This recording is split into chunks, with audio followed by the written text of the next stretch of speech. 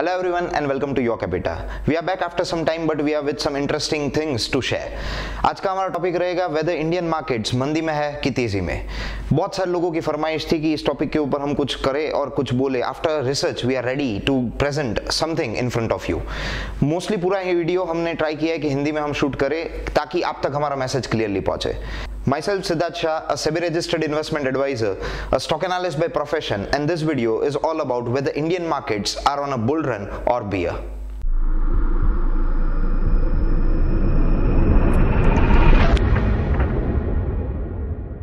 As you all know, market की सारी scripts को डिवाइड किया जाता है तीन ग्रुप के अंदर, basically large cap, mid cap and small cap. Markets के डायरेक्शन के ऊपर बेसिक इंडिकेटर्स बनाए गए हैं, निफ्टी 50 एंड बीएसई सेंसेक्स. ये वो इंडिकेटर्स है जिससे हमको एक आसरा मिल सकता है कि मार्केट किस दिशा में जा रहा है. बट डज इट मीन कि अगर निफ्टी बढ़ा तो मार्केट तेजी में आ गया और निफ्टी गिरा तो मार्केट मंदी में? बिल्कुल नहीं.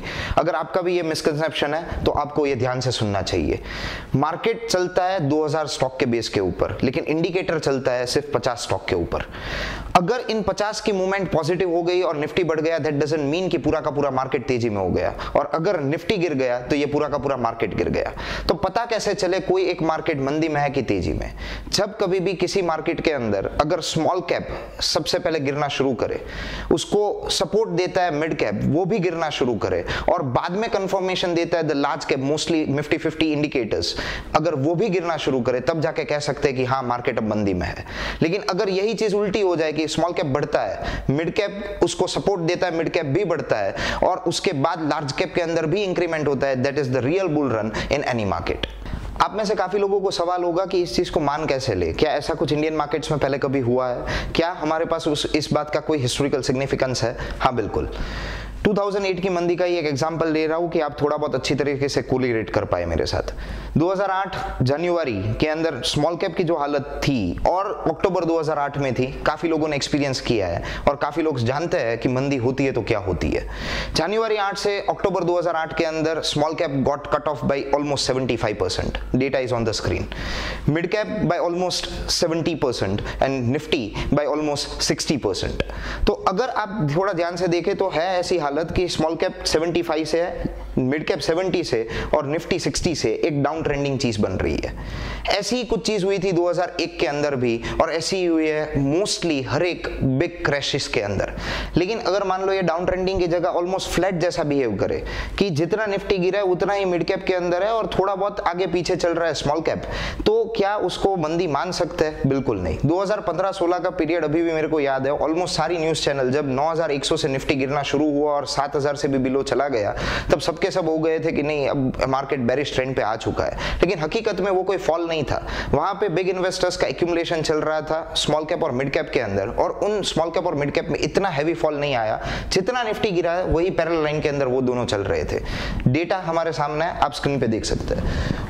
अगर बात करते हैं 2015 मार्च से लेके फरवरी 2016, ये 11 महीने के अंदर स्मॉल कैप 5700 से 4200, मिड कैप 13500 से 11200 एंड निफ्टी 9100 से 6800.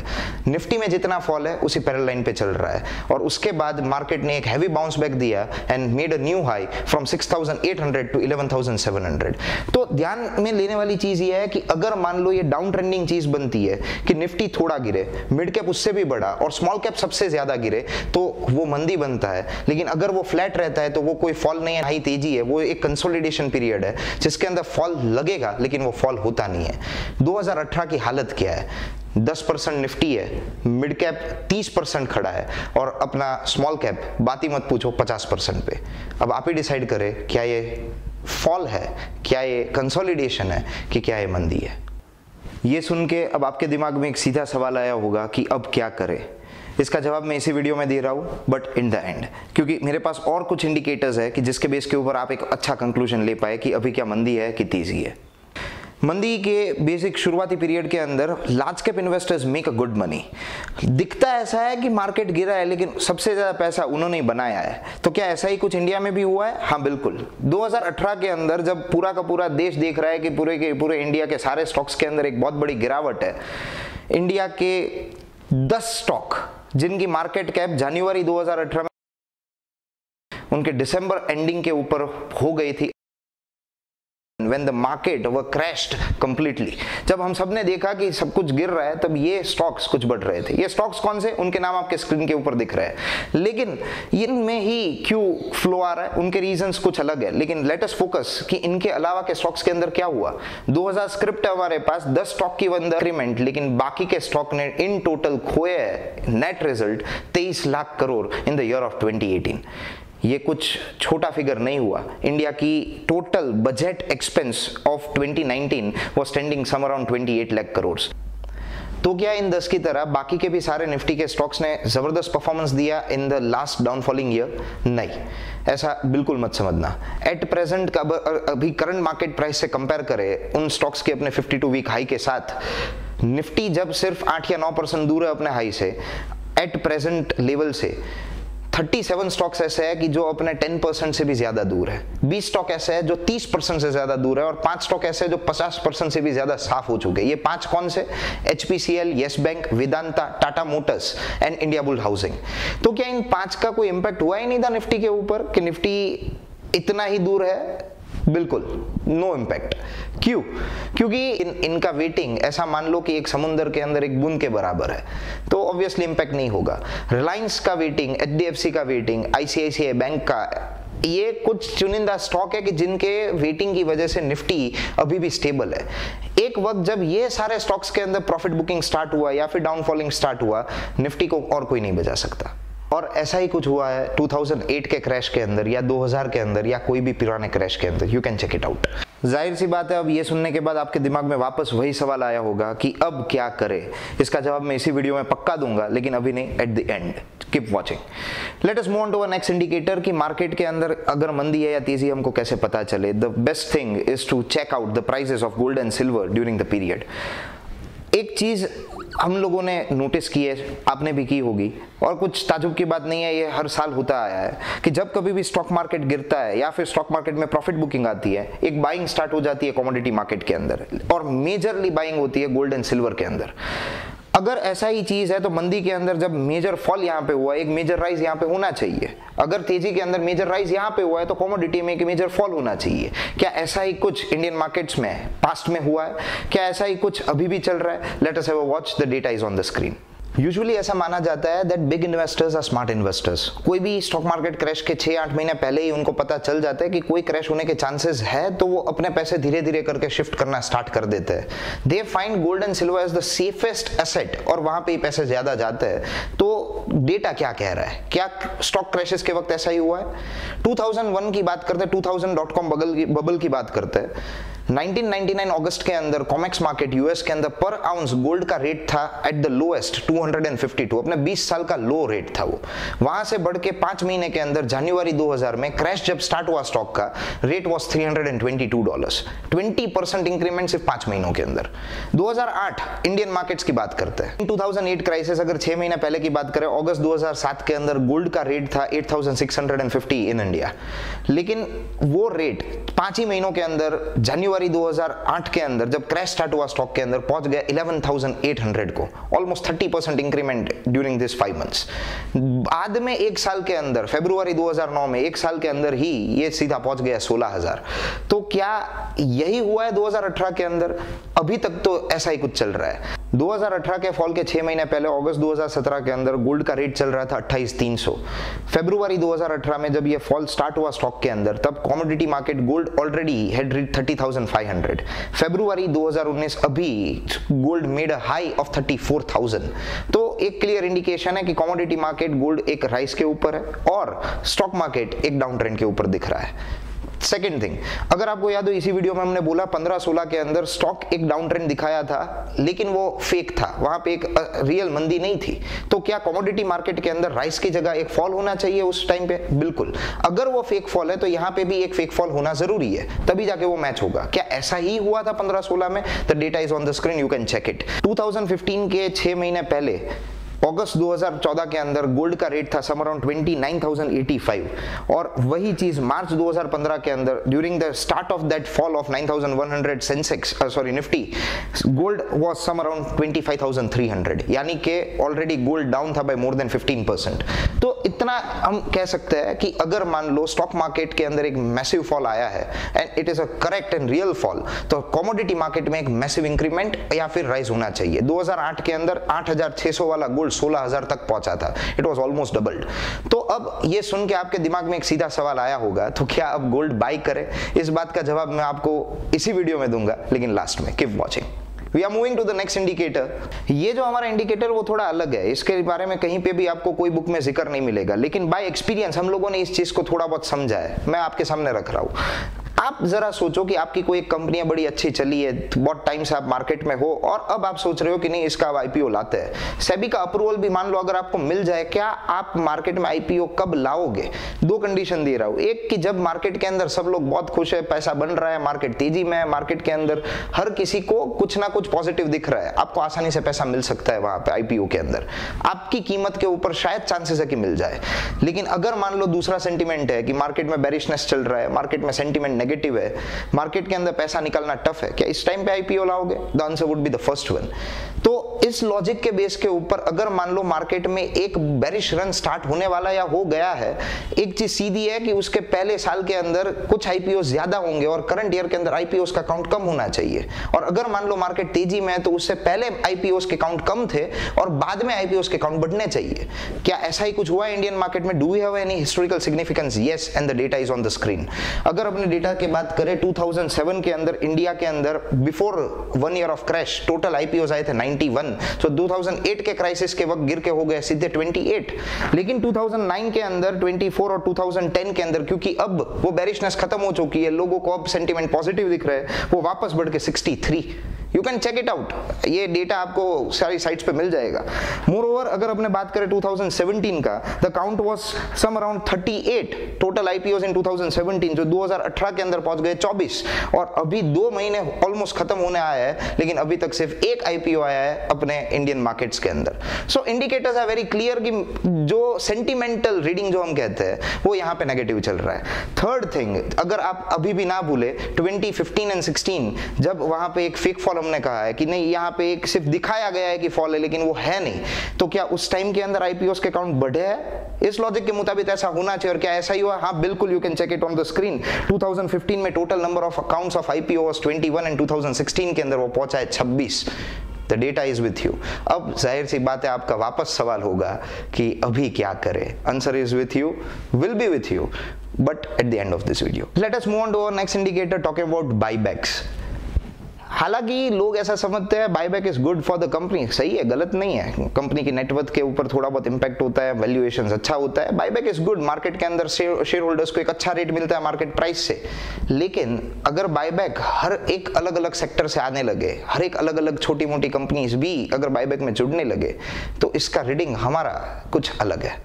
आप ही जरा इस लॉजिक को थोड़ा समझो। मान लो आपके फ्रेंड ने आपको थोड़ा बहुत पैसा दिया है उधार के ऊपर, ये उधार वर्ड थोड़ा अभी मैटर करेगा, अभी रिसेंटली एक बिल पास हुआ है अनरेगुलेटेड डिपॉजिट स्कीम्स को बैन करने के ऊपर, इसके बारे में बात बाद में करते हैं। या अगर आपको कभी आपके फ्रेंड ने कुछ उधार दिया है अपने धंधे के लिए, आपके पास वो पैसा है and you see some opportunity in the market की नहीं ये एक्सपेंशन हो सकता है, मेरा यहाँ पे बिजनेस बढ़ सकता है, क्या आप ये पैसा अपने पास रखोगे कि अपने फ्रेंड को वापस कर दोगे? आंसर होगा लेट अस एक्सपांड। लेकिन अगर मान लो आपको ऐसा लग रहा है ये खामखा उधार पड़ा है, वैल्यूएशंस खराब कर रहा है, एक्स्ट्रा पैसा पड़ा है जिसका हमको कोई ऑब्जेक्टिव बड़ा दिख नहीं रहा, कोई एक्सपेंशन सोर्स नहीं दिख रहा, better not to have it and give it back. फर्क क्या पड़ेगा? पैसा जितना आपने दिया है उतना ही सामने आपका वैल्यूएशन थोड़ा अच्छा हो जाएगा और नेक्स्ट ईयर अगर बिजनेस थोड़ा बहुत कम भी हुआ तो भी पर शेयर वैल्यू थोड़ा बेटर दिखेगा। तो ये लॉजिक अच्छा है, लेकिन ओवरऑल अगर सेंटीमेंट्स मिला दो, यानी कि उन कंपनियों को भी ऐसा लिख रहा है कि नहीं मार्केट के अंदर कहीं ना कहीं चांस है कि नेक्स्ट ईयर हमको अपना एक्सपेंशन इतना अच्छा नहीं दिख रहा जितना हो सकता है। मैं ऐसा नहीं कह रहा हूं कि बायबैक देने वाली कंपनियां से कल जाके गिर जाएगी, बिल्कुल नहीं, लेकिन उन सेक्टर्स के अंदर फ्यूचर प्रोस्पेक्ट्स इंडेक्स ऐसा कहते हैं कि नहीं, अब यहाँ पे चांसेस है कि मार्केट के अंदर कुछ ना कुछ टेंशन बढ़ेगा अगर वो बायबैक बहुत सारे सेक्टर्स या कंपनी से आने लगे। Due to lack of resources and time we can't get the data कि कितनी कंपनीज ने बायबैक हर साल दिया है, एग्जैक्ट अमाउंट हमको नहीं मिला है, लेकिन यूएसए का एक डेटा मैं आपको दे रहा हूँ। 2018 एंड के ऊपर USA made the highest amount of buybacks. USA companies made an amount of buyback of more than 1.08 trillion dollars. India की जीडीपी का 50% अमाउंट हुआ। तो अगर इतना बड़ा बायबैक वहां से निकला है तो कोई ना कोई रीजन होगा कि मार्केट में वहां पे शायद ऐसा कह सकते हैं कि कुछ बड़ा स्कोप ऑफ एक्सपेंशन का ना हो।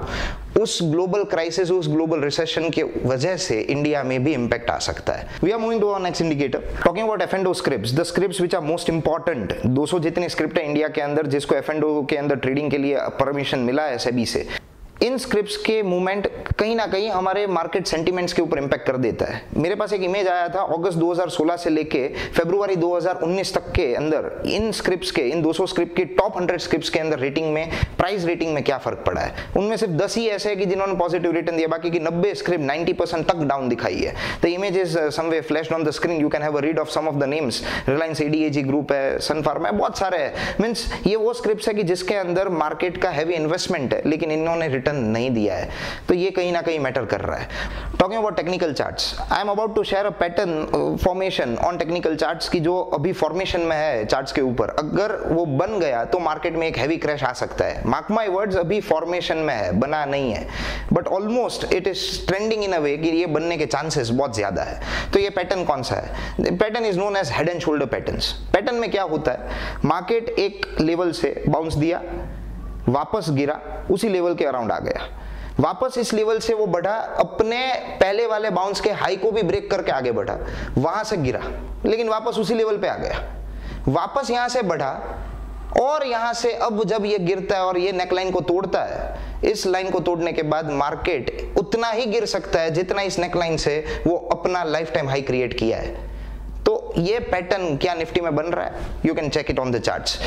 अगर ये पैटर्न 15-20 मिनट वाले चार्ट के ऊपर या 1-2 घंटे या एक आध दिन के चार्ट के ऊपर भी बनता तो भी मैं इतना ज्यादा ध्यान नहीं देता, लेकिन ये बन रहा है वीकली चार्ट्स के ऊपर।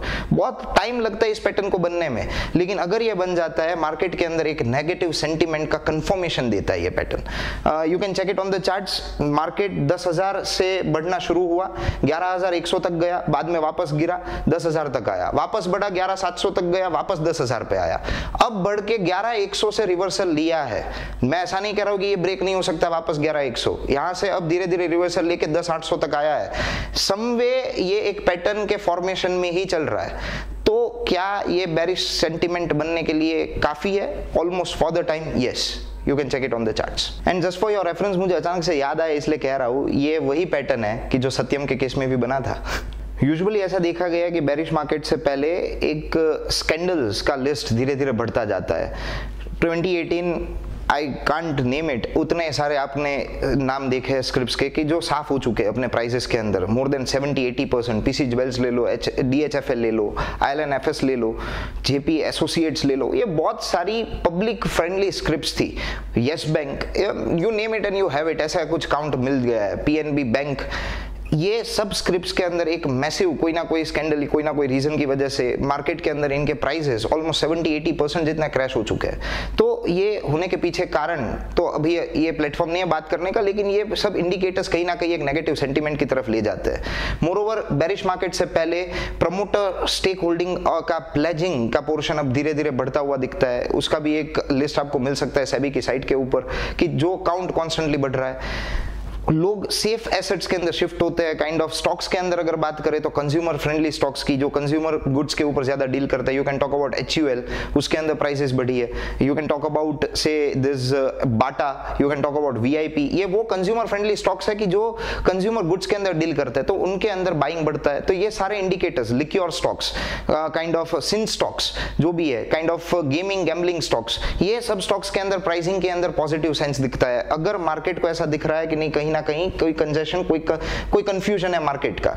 इसके अलावा recent events in India, talking about the upcoming elections of 2019, अभी तक बीजेपी कैंपेन का कोई क्लैरिटी नहीं आया है। जितना अच्छा कैंपेन उन्होंने 2014 के इलेक्शन में किया था, उतना जबरदस्त मार्क अभी तक पब्लिक को दिख नहीं रहा।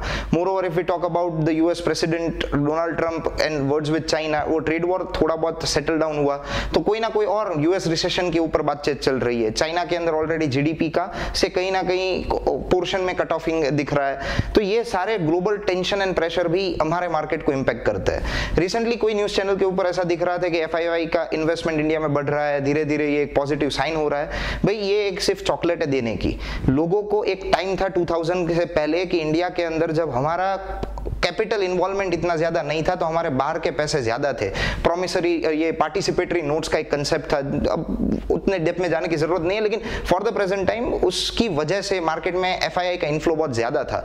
45% of the Indian stock market wealth was invested by FII in those days. अब इतना बड़ा पोर्शन उनका रहा नहीं, तो उनके विड्रॉल या फिर यहाँ पे इन्वेस्टमेंट की वजह से एक छोटा हल्का सा इंपैक्ट रहता है। इतना बड़ा चेंज नहीं आ जाता कि अगर एफआईआई बाइंग कर ले थोड़ा बहुत तो यहाँ इंडियन मार्केट से फॉल का सीधा बुलिश ट्रेंड स्टार्ट हो जाए। मोरओवर हाल ही में हुए पुलवामा अटैक के अंदर we lost almost 50 of our CRPF jawans, the real heroes of India. How India reacts on this, how India replies on this would be a big question, और वो भी मार्केट को इम्पैक्ट करेगा। We pay a big tribute to those heroes and we are heartily touched due to that incidents. Moreover हाल ही के अंदर government ने एक ऑर्डिनेंस पास किया है to ban the unregulated deposit schemes running in India. लोगों को पॉन्जी स्कीम से दूर करने के लिए, बचाने के लिए एक सेफ मूव किया है गवर्नमेंट ने। लेकिन एक्ट के अंदर कुछ ऐसा था कि जिसकी वजह से मार्केट के अंदर एक ड्यूअल इंटरप्रिटेशन चला कि क्या कोई एक इंडिविजुअल अपने किसी रिलेटिव के अलावा किसी से भी अपने बिजनेस के लिए भी लोन नहीं ले पाएगा। उसी बात के ऊपर गवर्नमेंट का आज ही क्लैरिफिकेशन आ चुका है कि नहीं, वो बिजनेस के लिए अलाउड है। अगर ये क्लैरिफिकेशन नहीं आता तो भी वो मार्केट के लिए एक बहुत बड़ी नेगेटिव इंपैक्ट दे सकता था। So now let us reply to the question कि अब क्या करें। क्या कल से ही मार्केट गिरना स्टार्ट हो जाएगा? नहीं। क्या गोल्ड मार्केट कल से ही बढ़ेगा जबरदस्त? नहीं। ऐसा कोई गारंटी नहीं है कि नहीं हमने जैसा बोला वैसा ही होगा। Just it is a view कि जो अभी मार्केट डेटा और हिस्टोरिकल डेटा को समझ के हमको ये लग रहा है। पर करे क्या, what is in our view कि अभी क्या करना चाहिए। एज पर टेक्निकल चार्ट्स हमारा मानना है कि 11,178 11,178 इज अ टफ रेजिस्टेंस जो ब्रेक होने के चांसेस है। वो 200-300 के लेवल तक निफ्टी दिखाएगा, वहां से एक रिवर्सल स्टार्ट होना चाहिए। लेकिन अगर वो रिवर्सल नहीं हुआ तो 11,500 से ऊपर जाने के ऊपर निफ्टी एक नया हाई भी बना सकता है। अब क्या कर सकते हैं, 200-300 के बीच में, जब 11,200-300 के बीच में निफ्टी पहुंचे तब you can start booking up your profits.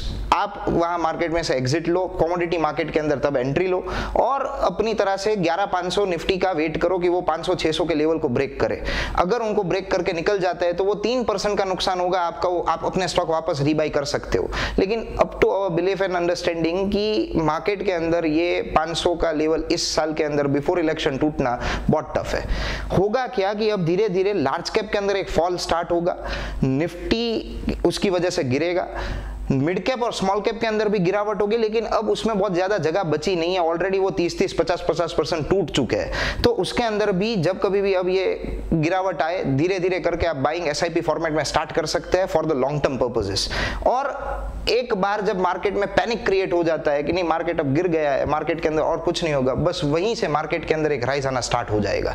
तो वेट फॉर द टाइम।